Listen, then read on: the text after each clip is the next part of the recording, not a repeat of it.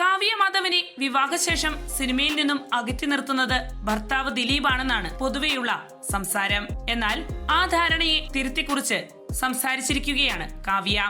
അടുത്തിടെ ദിലീപ് പങ്കെടുക്കേണ്ടിയിരുന്ന ഒരു ചടങ്ങിൽ ദിലീപിന് പകരമായി നടി പങ്കെടുക്കുകയുണ്ടായി. ആ ചടങ്ങിനിടെയാണ് കുടുംബജീവിതം പൂർണ്ണമായും അനുഭവിച്ചറിയുക എന്നത് തന്റെ മാത്രം വ്യക്തിപരമായ തീരുമാനമായിരുന്നുവെന്നും അതിനാൽ തന്നെയാണ് സിനിമയിൽ നിന്നും ഇപ്പോൾ വിട്ടുനിൽക്കുന്നതെന്നും കാവ്യ പങ്കുവച്ചത്. ദിലീപേട്ടൻ പങ്കെടുക്കേണ്ട ഒരു ചടങ്ങായിരുന്നു ഇത്.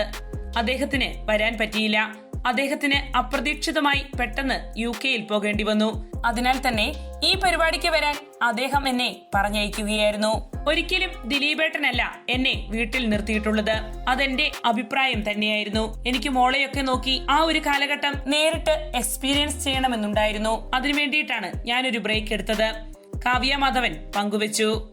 കാവ്യയുടെ ഈ പ്രതികരണത്തെ തുടർന്ന് നടി ഉടനെ സിനിമാ രംഗത്തേക്ക് തിരിച്ചു വരുമോ എന്നാണ് ആരാധകർ കമന്റുകളിലൂടെ ചോദിക്കുന്നത്.